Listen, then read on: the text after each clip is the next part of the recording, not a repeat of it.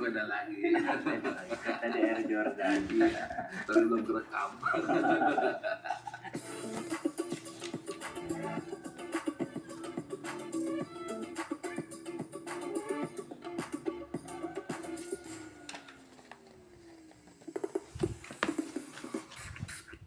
Cobain buah-buah Pertamina. Maksudnya?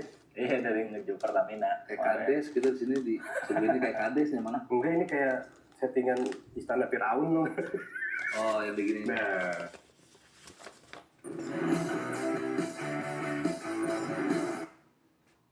Betul. ya kan? Iya, iya. Ini kan bukan ibarat satu Inter emang bisa main di klub apa atas Liga Inggris kan enggak. Lukaku aja dibuat kok Lukaku sempat dibuang aja main di situ ngerti nggak? Iya, iya. Tapi kan Napoli juga secara kualitas juga nggak bagus loh, Jel. Betul, Ya kan? makanya dua-dua nggak konsisten. Tapi lumayan dong dia bisa ada di papan atas terus. Betul, ya itu kualitas liganya. Tim dia nih marah-marah lagi nih dari Iya kan? Twitter ya. Ya biarin aja, orang nggak suka itu pendapat gue. Iya. Tapi menurut lo apa yang membuat Napoli dengan pelatih baru dan pemainnya juga banyak yang cabut, yang main-main, maksudnya bukan banyak yang Pemain cabut, bintang. main bintang ada beberapa yang cabut Jadi dari Osimhen. dia rubah Kvaratskhelia, Osimhen itu kan dua pemain penting untuk Napoli. Iya, iya. Ya kan, dan akhirnya dilepas karena Conte ya salah satu pemain pelatih Italia yang cukup bagus, nggak hanya dari sisi menghasilkan trofi tapi juga dari permainan. Iya. Dia bisa memanfaatkan kualitas pemain yang ada. Ya kan, ibaratnya dulu udah ada era JNR, ada Kim Min Jae cabut, terus Zelensky juga cabut ke Inter, tapi justru di saat kelihatannya harapannya sudah hilang, Kan nggak selalu main 3 back dia. enggak, itu maka Kayak, 4 back. kayak di Chelsea kan 3-5-2. Iya, Ya kan, nah, artinya sekarang kan 4-3-3. Artinya dia benar-benar lihat kualitas pemainnya. Nggak kayak Amorim, siapapun pemainnya 3-4-3. jarang nih ya, gue juga emang kaget, gue pikir Conte akan memaksakan 3 back juga, tapi ternyata dia akhirnya Enggak. nggak. Iya, dia Kompromi dia ya. bisa kompromi, dan yang penting kan sebagai pelatih lo harus mengentertain dan menghasilkan poin, dan itu dia buktikan.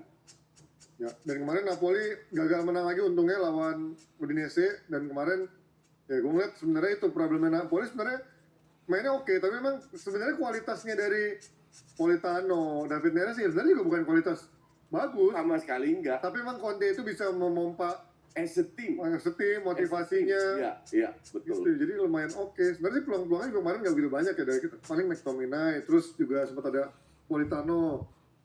Lukaku hampir nggak bikin peluang yang berbahaya. Pemain kayak Politano, Neres, Lukaku ini nggak akan mereka main konsisten. Ya diganti. Iya bener sih. Nggak akan mereka main konsisten. Beda dengan levelnya Salah, Gakpo, atau siapa, Luis Diaz. Itu yang benar-benar konsisten. Iya kan? Terus dia sampai kemarin nggak bisa ngangkat ya. Ya, Lawan Plymouth. sendirian. Susah juga lawan Plymouth ini. Ya, tapi ini lumayan ya. Gue ngeliat Udinese kemarin ada perlawanan juga dan nggak segampang itu kemarin akhirnya Napoli bisa menang karena lukat si Foren Taufang, terus juga si tendangan golnya juga menurut gol spektakuler sih, itu kayak sesuatu yang di luar Iya. prediksi dari back-backnya juga Golnya striker. Jurgen Eklenkamp. Ya itu bacanya Eklenkamp ya. Ya. Gue sampai Mantan Ajax. oh iya benar. Itu tendangannya benar anjing udah kayak kenakal bolnya Ronaldo atau Bale zaman dulu gitu, berubah arah. Si Meret sampai nggak bisa bereaksi yang sesuai itu timing. Tapi yang bagus jelas ini membuat persaingan Serie A makin panas, tapi di hari kita siaran ini kan di dini hari Inter akan ketemu Fiorentina untuk kedua kalinya. Ini kita belum tahu hasilnya. Dari 4 besar, yang paling seru ini Serie A. Iya benar paling tight Iya banget kan? ya. Tight banget. Bahkan gue bilang, Bolonya ke atas, itu semua masih bisa ikut di Eropa. Iya. Bukan juara, ikut Eropa. Entah itu UCL, entah itu European League, atau Liga Melon. Iya, tipis-tipis banget sampai. Iya. Ini paling seru kalau kita bicara seru, ya Serie A paling seru. Dari atas sampai tengah tight banget kalau di Bahkan Atalanta pun bisa juara. masih bisa. Masih bisa. Lazio mungkin agak berat, tapi Atalanta bisa. Kalau melihat dari konsistensinya Inter sama Napoli sih masih ada potensi kesandung-sandungnya kan. Betul. Gak usah kalah, seri aja 4 kali udah dilewatin lu. Seri 3 kali udah dilewatin. Iya benar. Iya kan? Iya. Nah Inter juga gue liat problemnya berkali-kali tuh rotasi. Kedua, itu gue sering bilang kalau Bisek itu back yang potensial, tapi somehow untuk bola-bola antisipasi yang bola-bola di saat-saat akhir, sundulan-sundulan, duel-duel, dia sering banget kalah tuh. Jadi kemarin kan duel dia kalah lawan Moiskin nggak salah, apa siapa lagi kalau yang lawan dibantai sama Fiorentina 3-0 tuh. Gue ngeliat anjing Moiskin udah kayak striker top Serie A zaman dulu mainnya di match itu ya. Padahal ini kan main di Juve, even di Juve aja cadangan, di Everton aja dibuang, di timnas Italia juga nomor kesekian lah di bawahnya si siapa, Retegui, terus si Scamacca, siapa lalu sebut di sana. Tapi justru di Fiorentina ini dia kayak jadi striker yang bagus banget gitu, dengan mungkin gaya mainnya cocok ya karena ngandelin crossing, bola-bola udara yang memang ngandelin aerial duel. Kemarin cocok banget. Nah, Inter problemnya sering banget nih gagal-gagal di bola-bola duel. Ya akhirnya kebobolan. Kalau lu bilang Fiorentina hebat dengan Moiskin, dengan De Gea dan lain, mereka itu 6 kali seri, 5 kali kalah, rank 6 loh. Iya. Jadi nggak sehebat itu juga. Iya, tapi dengan kalau lihat pemainnya coach parah banget coach. Lu lihat main Ya. nggak ada yang lo kenal kan? Gue nggak tahu. Dibanding sama Inter Napoli sama Iya, ya kan? iya. Ini ibaratnya De Gea kan kita nggak ada yang expect ya. Kalau De Gea oke lah, masih kiper nggak terlalu krusial. Moiskin kan lo nggak pernah expect dia akan menjadi salah satu striker top di Serie A ya. Dan menurut gue sekarang Moiskin salah satu striker top di Serie A dari sisi ininya, dari sisi Iya. permainannya gitu kan. Nah, gue nggak, ya ibaratnya kayak Vlahovic dulu di Fiorentina lah.